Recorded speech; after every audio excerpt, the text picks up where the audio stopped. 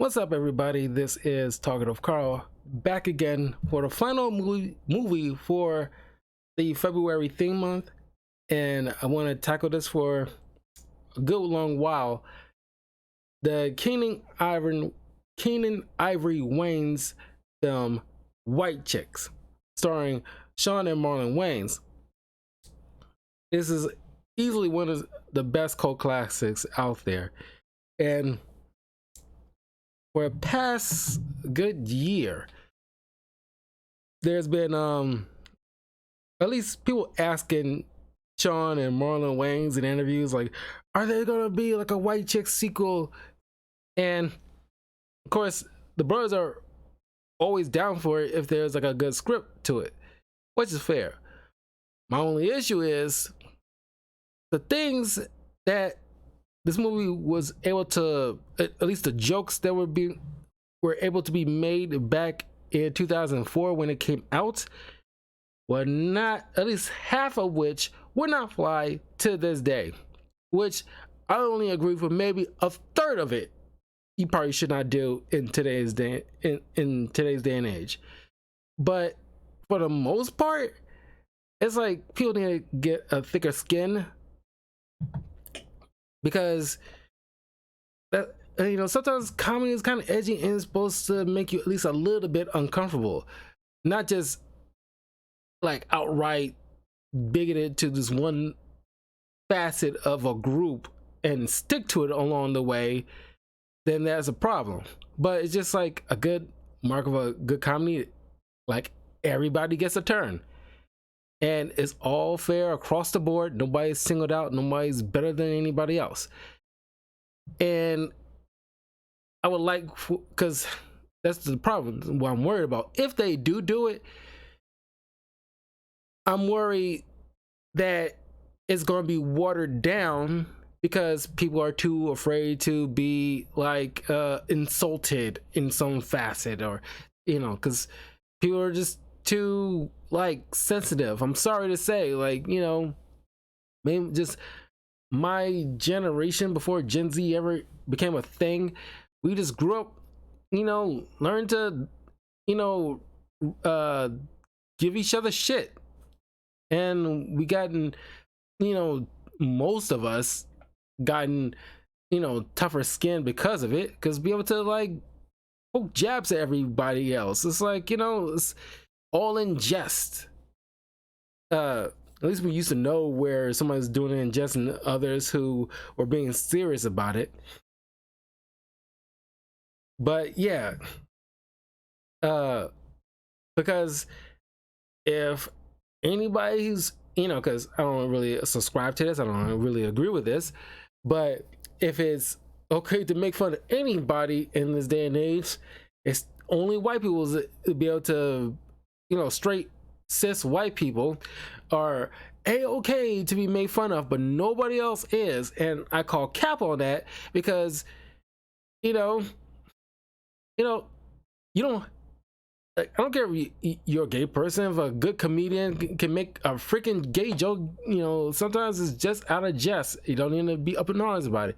Same way with anybody other race that's not black, white, like, there's a good Asian joke, I'm gonna laugh at it, because it's all in jest. Even if it's like a black joke, if it's all, it's like good nature ribbing, or even if you don't like it, you don't have to really watch the movie or watch the comedy special or whatever. You don't have to partake in it if you feel inclined that it personally doesn't vibe with you. I just don't like the whole thing of canceling because some small section of a group who's super vocal that frightens certain studios into like out of their bottom line is like, oh god, queer people don't like this, so we better like, not posting on Paramount Plus because of that, and it becomes a whole cycle of turmoil. That's what I'm afraid of, because it's like you shouldn't be afraid to push boundaries. And if there are a small section of people are pissy about it, let them be pissy about it, but you should stand on your toes and support comedy in all its facets.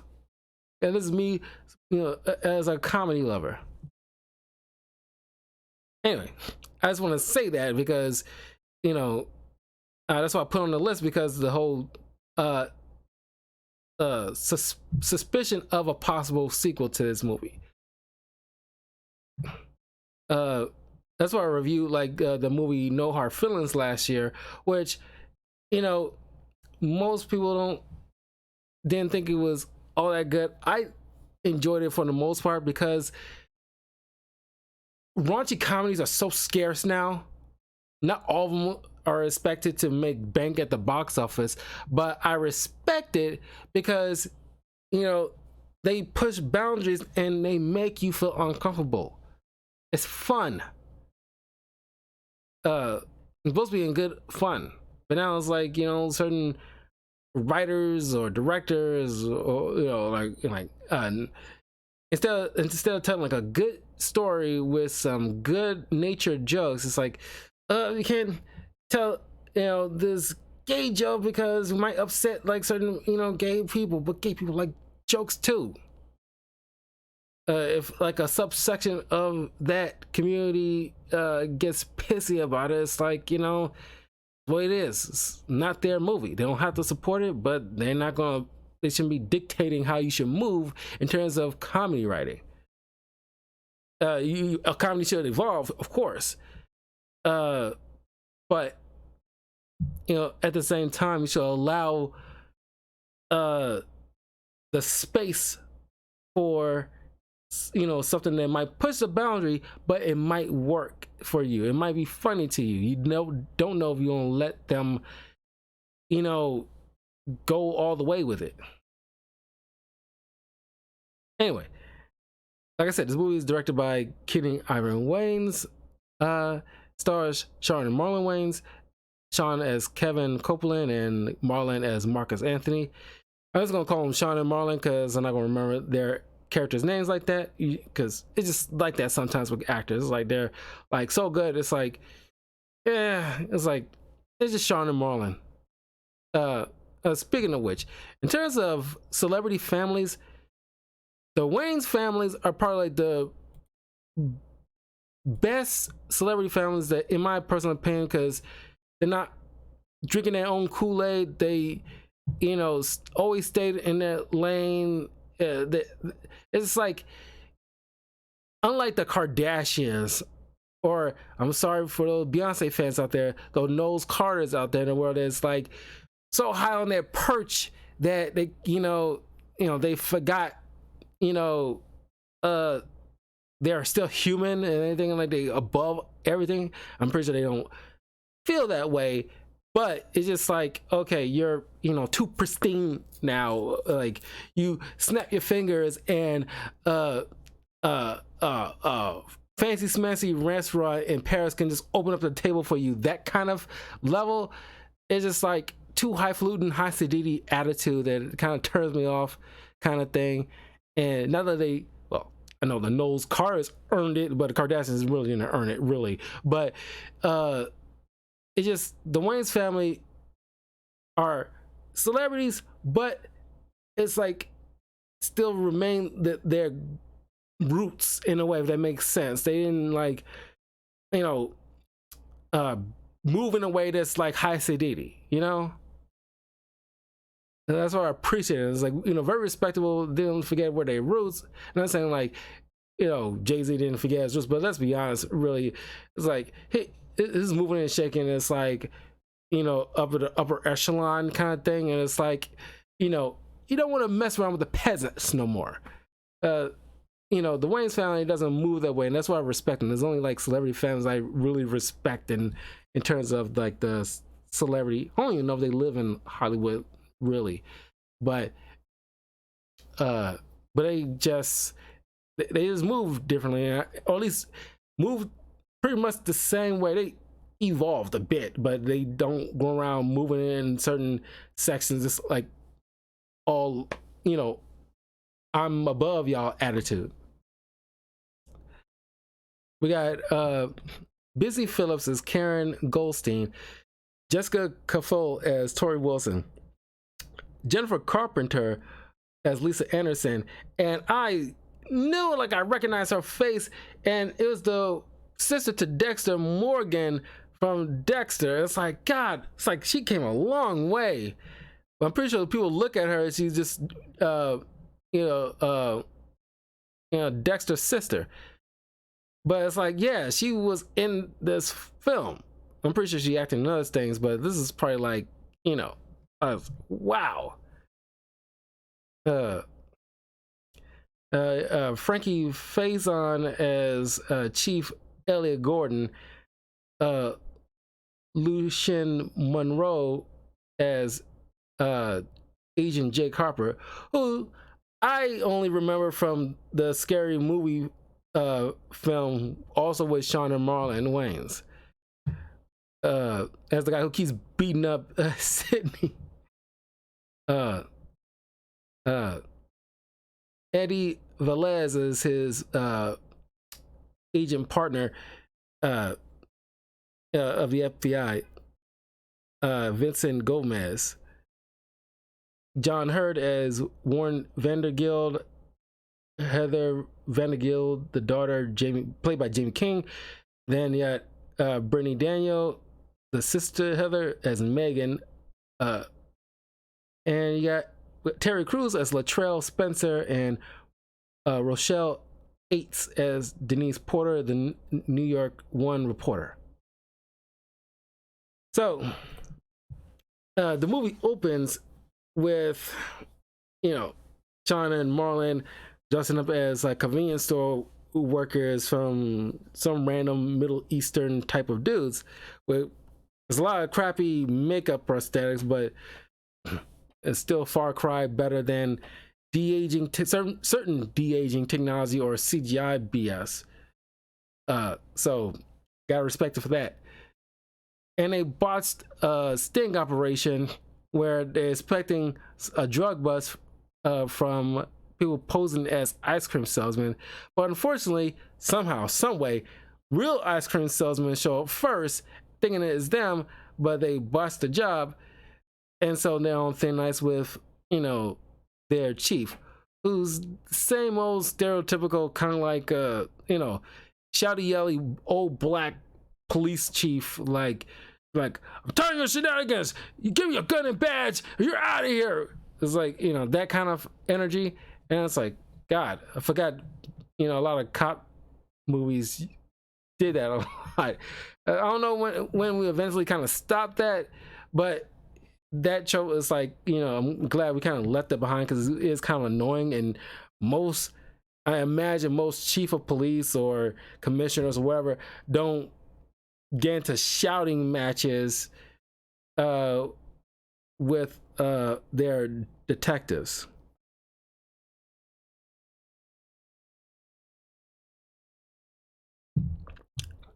And then Marlon comes home and gets chewed out by his wife because she just assumes he's cheating. But it's like, you know what he does for a living, and you're hounding him, even calling his boss just to talk with your husband.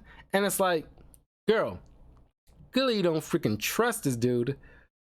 And it's like, why are you even with him? And you knew what he did for a living, so you should be prepared that he will come home at certain hours of the night or whatever. And this girl's, you know, freaking crazy. You should just turn her loose, in my personal opinion. I don't agree with people just breaking up willy-nilly, but if, you know, she's behaving like that, showing lack of trust in him, and he being a good man and officer of the law on top of that, from the Federal Bureau of Investigations, it's like, she needed to like just sit down and shut the fuck up. I'm sorry, because that is just like crazy behavior.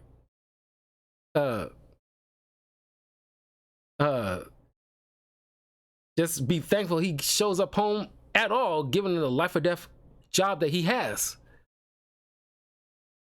uh instead of having she literally left like some cold Chinese rice in the container in the refrigerator for him to warm up. And this is like a kind of relationship like most guys do not like, especially if you got a job like that.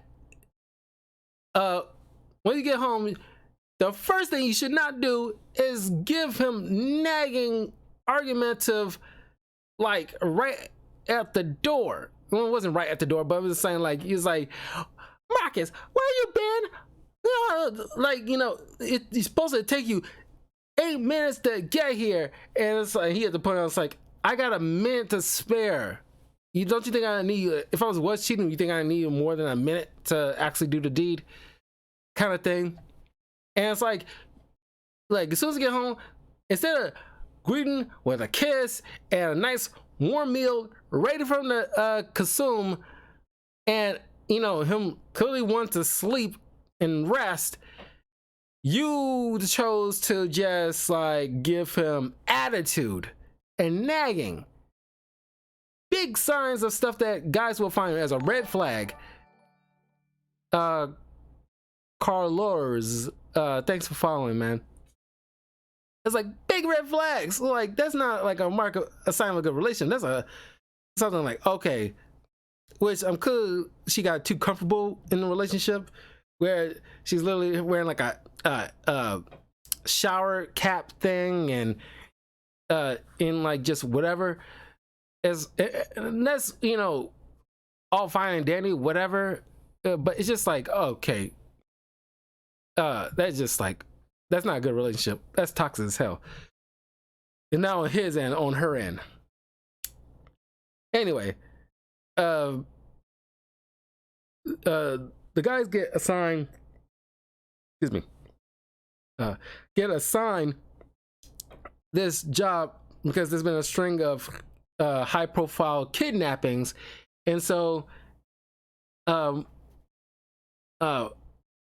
Waynes and Gomez and Harper are assigned to look after the twins.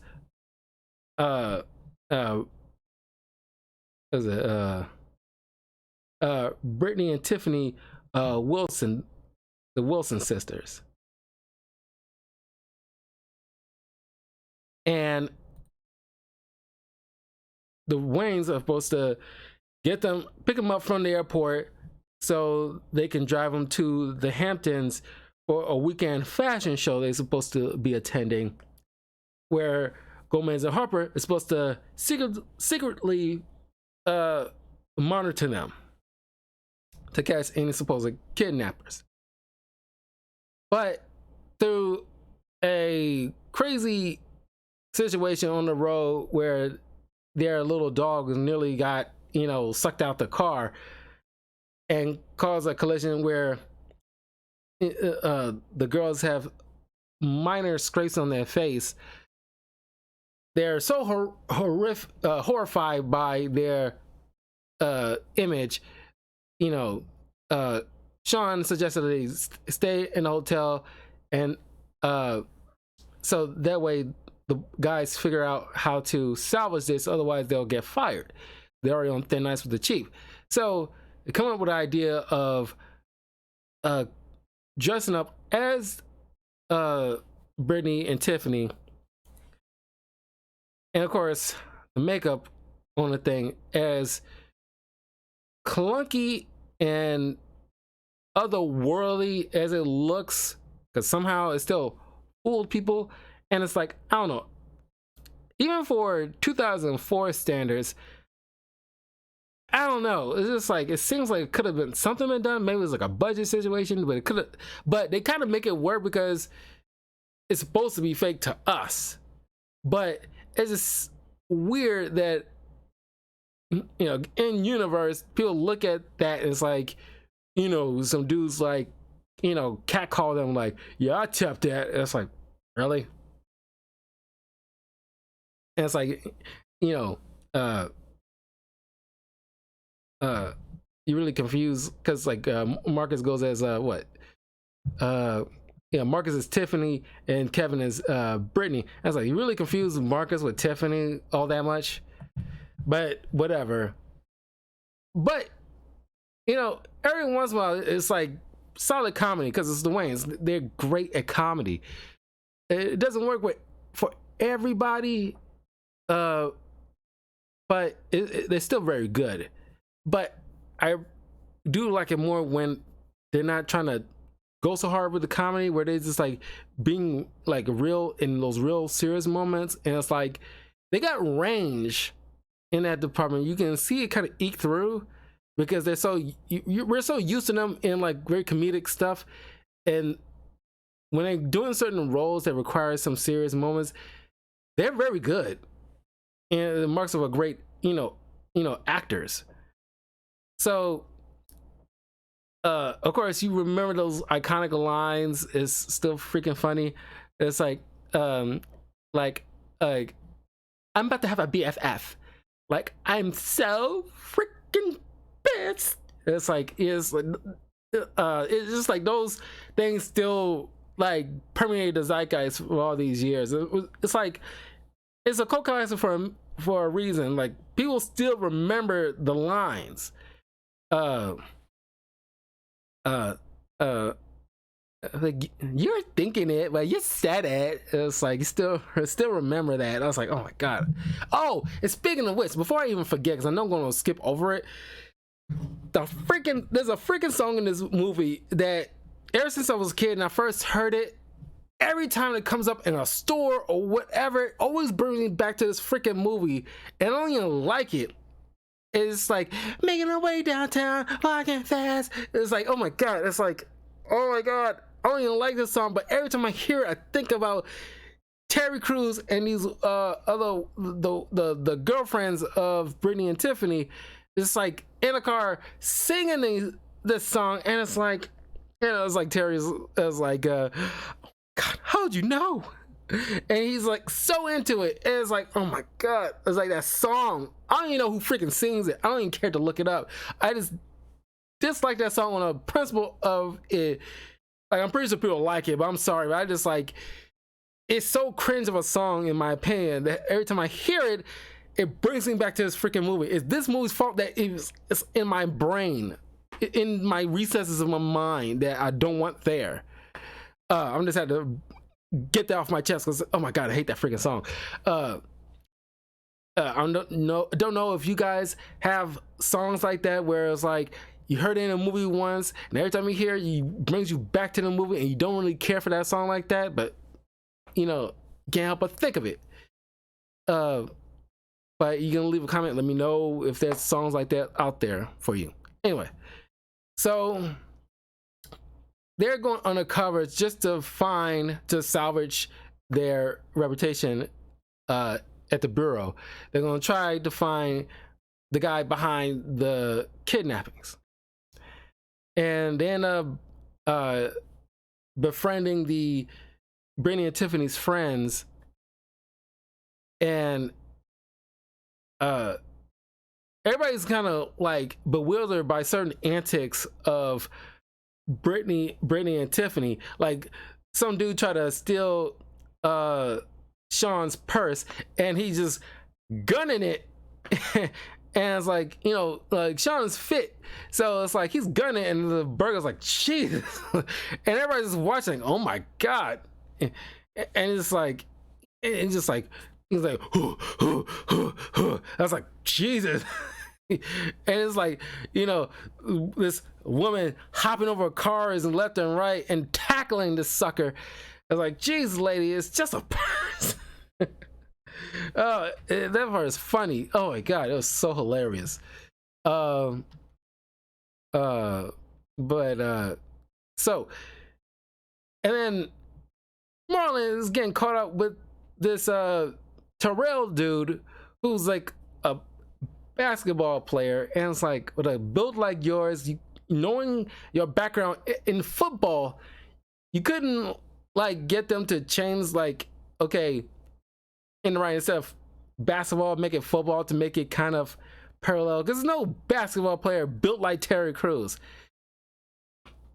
At the very least, wrestling or boxing or MMA. I don't know if MMA was a thing yet in 2004, but I'm just saying, it's like with his build, you could have at least 3 or 4 other options other than basketball, because basketball is more of like people, maybe slender or slightly buffer than slender, but not built like a brick shithouse like Terry Crews. But he is just like all in this party, like scoping out all the white girls. Even one of them shows up in a wheelchair, like, "Hey, Terrell." It's like, had a great time last time. It's so freaking funny. Because you imagine, he probably, I don't even want to imagine, but I'm just saying, like, I'm pretty sure Terry Crews probably sent a lot of girls in a wheelchair in his day. But then he starts hitting on Marlon, thinking he's like Brittany. I keep confusing with which one's, Tiffany. Thinking like Marcus is Tiffany. And of course, Marlon ain't trying to be with it, with this dude hitting on him. So he does everything possible, because he ends up doing this whole like the Vanderbilts did this charity auction thing where you get a person to win a date with one of the lady contestants. And of course, Terrell managed to outbid everybody despite Sean's efforts to, like, get, sneakily get people like, "I bet $2 million," and tosses, like, get guys to raise their hands and everything like that. But it doesn't work. And so later on the days, you see Marlon doing everything he can to gross out and push away this dude so he don't have to interact with this guy anymore. Biting on his like toenails and eating up like just eating like a pig, and of course guzzling like like all kinds of food. And it's like, damn girl, you can still put that away. This it's it's just, I do appreciate a girl with an appetite, but you don't have to be gross at the same time. But it's the purpose of it. It's really funny. And then like, and the fact that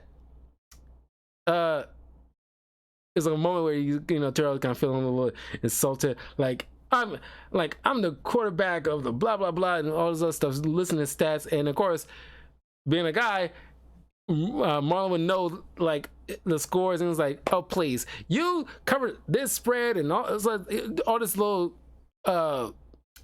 football logic to counter his point. And it's kind of like, for a moment, like Marlon, like, oh god, I hurt this dude's feelings at this point. He's about to cry. I never know a woman to be so honest. And like, wait. And then like he goes in for a kiss, and I know I kind of skipped over the other crucial part. I just really want to talk about this part. It's really funny. I think it's probably one of my favorite scenes, where he's literally like farting just to get this dude away from him. But then he's just like all with it. It's like, right back at you. And it's like, oh. Calling like Sean was like, "You need to get me out of here. This was a fart in the past 10 minutes." This is really good. It's really, but I just had to bring that up because I know I'm going to skip over it. But anyway, going back, Sean meets up with his reporter. He's like, kind of like vibing with, but he's saying like, "Oh, it's like I'm a lady, so I gotta not like hit on her because she doesn't swing that way." So he thinks like, oh, she's into a rich dude, so he pretends to be Terrell once he just swapping out of his costume like they freaking Superman. They just do that for some reason. You think it'll take quite a bit of time to put on and off those costumes.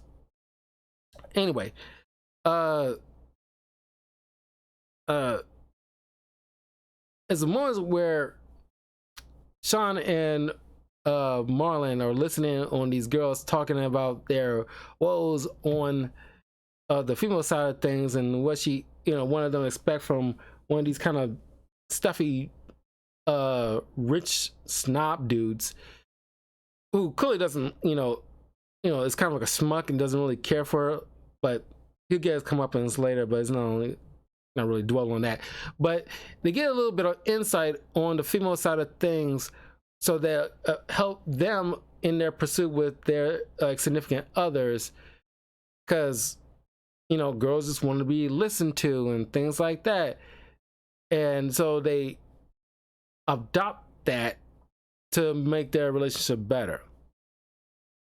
Oh, and there's a scene where they literally ride in the car together, and of course they play that corny song again, but the boys are not into it, so they switch up the song, and it's a rap song with the N-word in it. And even back then, and I know I said comedy should be able to be free to push certain boundaries, so even I still cringe at the fact that, like I'm saying, like if it's like a sequel will ever be made, they can't do something like this in this day and age. I'm shocked they was able to get away with it even back then, where there's literally like singing to this rap song, and it has an N-word in it, and of course Sean and Marlon can freely say it, but all the girls looking at it like, oh my god, why would you say that? You don't say that word.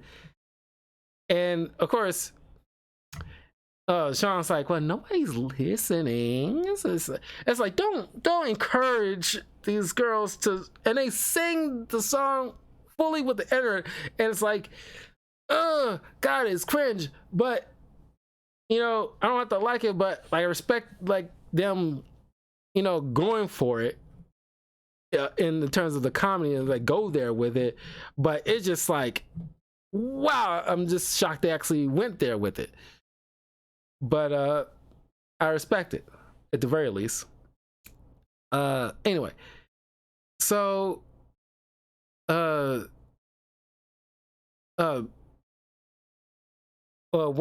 Marlon's on the date with Terrell, Sean pretends to be Terrell, takes his car so he can go to Terrell's place and to try to woo the reporter.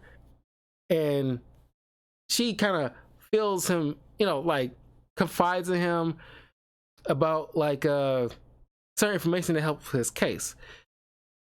But it's kind of like not misleading, just what information he had at the time that kind of leads him to like kind of a wrong suspect. And I kind of feel like the whole crime part kind of left in like the backseat of the story, in my opinion. I think like that's probably like the minor issue I have, where it's like, yeah, it's still like a crime that you need to solve, and you don't really see these guys actually picking up clues. It was kind of gifted to them here and there. It wasn't really balanced out in terms of the like actually doing the comedy stick they've been doing, but actually like sneaking away, finding clues. They ask certain people certain questions so that way they can get certain information they wouldn't otherwise probably would have gotten, because some people will clam up if an actual officer of the law try to answer certain questions. But I don't know, it seems kind of easy just to get to the end, but whatever.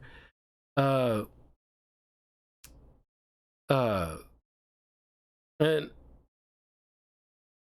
then the Marcus's wife suspects, because he's been gone for nearly a whole weekend, and she's thinking like, oh, he must be cheating because there's some kind of like this situation with one of the credit cards. So she and her friend go all the way to the Hamptons to try to confront Marcus. She suspects him sleeping with like a dude that's like dressed like a woman, blah blah blah. Ruin that, and then the real Brittany and Tiffany show us. They realize, people thinking like we're there, but we're not there. So what's going on? So they show up, and of course Harper and Gomez thinking like something's up with these girls, and thinking like they're really men in disguise, but they try to very Ace Ventura situation, undressing these girls, thinking they're gonna find like pecs instead of breasts, or penis instead of vagina. But there's the real girls. They end up getting suspended while the boss figures out Marcus uh, uh, and Kevin's little ruse. They end up getting fired, and so Marcus is kind of upset with him. But they soon realize that, you know, Kevin McAllister's dad was the real culprit here. So they go back to try to nab him, and once everything comes colliding, when like, the real sisters and the fake sisters show up on the runway, things, you know, go haywire. Then the jig is where Kevin McAllister's dad confesses everything on live TV, pretty much, and he tried to shoot at Marcus, but Terrell jumps in front to take the bullet, and Sean takes out the dad because he was having like money troubles, and you know, and he's responsible for all these kidnappings in order to maintain his wealth, that kind of thing. So another funny scene where Marlon reveals himself, and he was like, "You're not, yeah, I'm not a woman." What? Oh, the betrayal. That part really got me. But then, of course, Sean reveals himself and admits his real feelings towards the reporter lady, and they spark a relationship. And then Sean and his wife set things right between them, and she apologizes for how she behaved, all that stuff. And then all the Tiffany and Brittany's girlfriends all show up and talk with Sean and Marlon. It's like, admits that how they like hanging out with them more so than the real Brittany and Tiffany. And the movie ends with them going shopping, and it's like, oh, that's how it ends. It's like, okay, quick, and you know, no, not a goofy thing at the end, or no stupid bloopers or nothing like that. It's just like straight to the point. I appreciate that. But yeah, I mean, this movie's fun. It's fun revisiting it. Some of the jokes are hit and miss, but those that hit really hit. Like I said, the only, you know, issue I have is like the whole mystery component seems like to take kind of like a backseat out of everything. I don't really see them actually try to find legitimate clues or go into the guy's office, find some paperwork or something or anything like that, just get some hard evidence. No, everything seems to be gifted to them in a way to, you know, wrap that part up. But other than that, still a pretty fun movie. Still classic. Still holds up. But anyway, if you guys ever wanted like a sequel to this movie, like how would you be able to do so in this day and age? And would you appreciate them if they actually still continue with pushing certain boundaries? Because that's how, like, I feel. It's like I do not like comedies that feels like they're being one hand tied behind their back with it. You know, I want them to be able to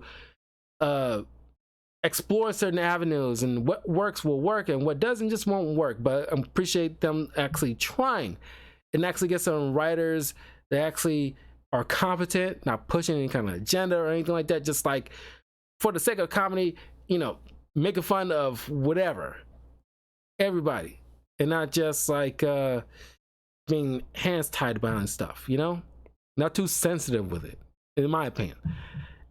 Anyway, that was White Chicks. Like I said, fun movie.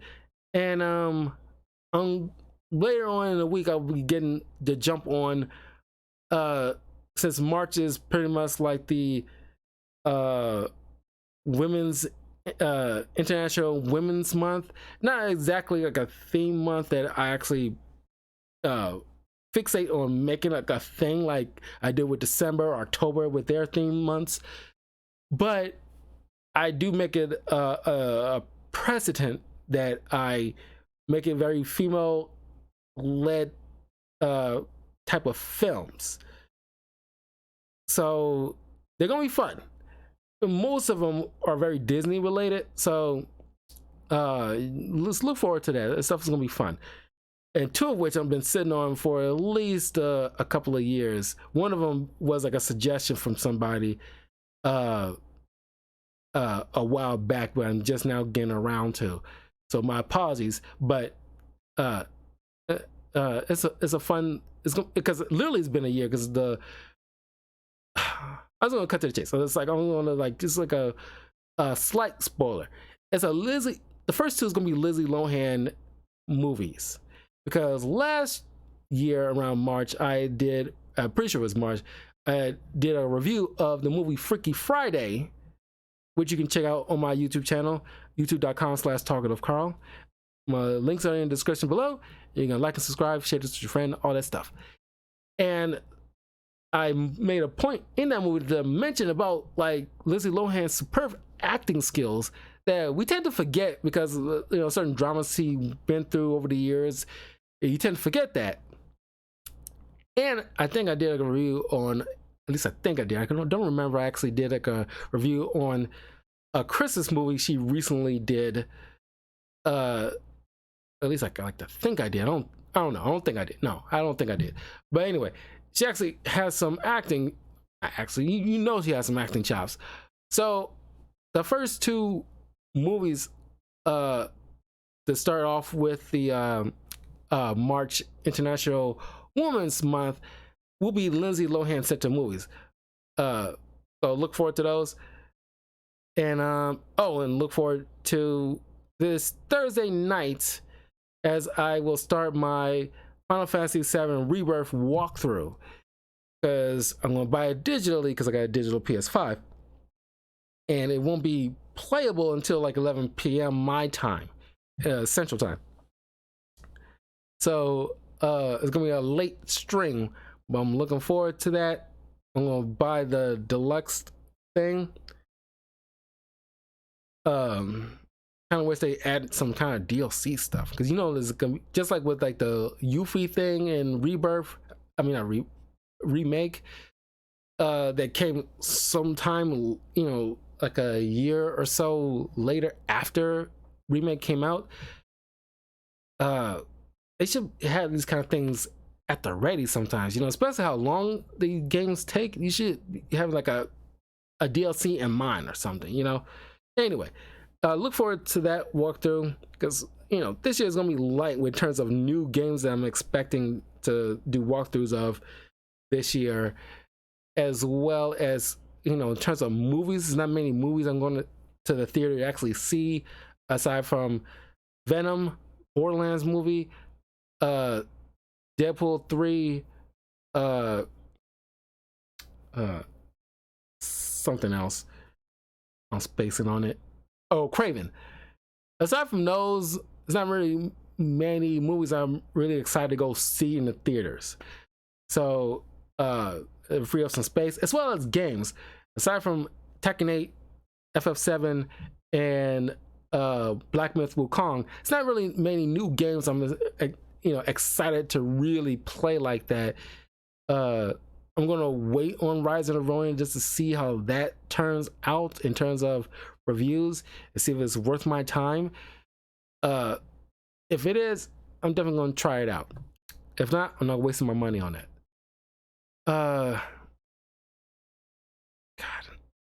Did I do like a because of the Borderlands movie, there's a suspicion or rumor that the creator might announce around that time when the movie comes out of a Borderlands 4.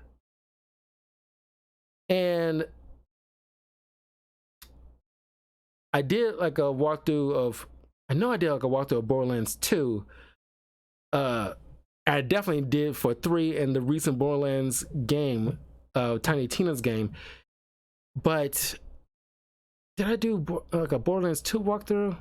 Let me check something here. I think I did, but I want to like revisit like Borderlands, because one of my favorite like franchises.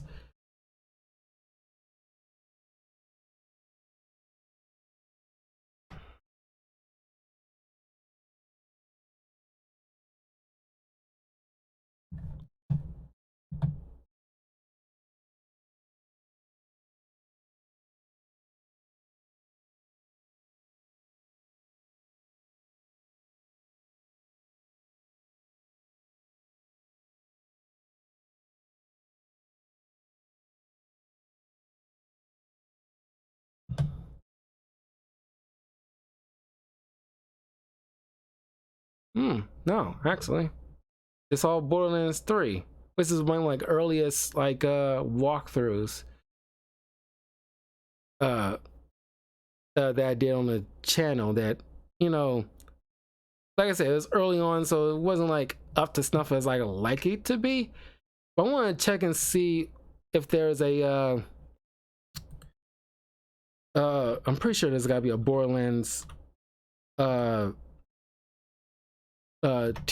that I can purchase, like a remaster or something like that, that I can play on my Xbox 360, not 360, Xbox Series S, and play that, because I remember playing as Zero. I liked him a lot better than any of the other characters. But just, you know, if you want to check out my walkthrough of Borderlands 3 and like Tiny Tina's director's cut, all that stuff, you can check out my walkthrough. Mind you, it was still early on me starting the channel, so the audio quality might not be up to snuff, and I was like still figuring stuff out. But you might still get enjoyment if you go to my YouTube channel and check out my Borderlands 3 walkthrough, and you can have fun with that, because I love the Irish dude that I played, because he had the clone that I thought was so much useful than anything else. But anyway, I will see you guys tomorrow. Let's try to get started on some more gameplay with, you know, Overwatch, or maybe some Yu-Gi-Oh! Master Duel. But anyway, I'll see you guys soon. Take care. Have a great night. And I'll see y'all soon. Peace. Oh, and hope you had like a incredible Valentine's Day. Happy Black History Month. Hope you had like a, you know, easy month so far. So now, take care. Be well.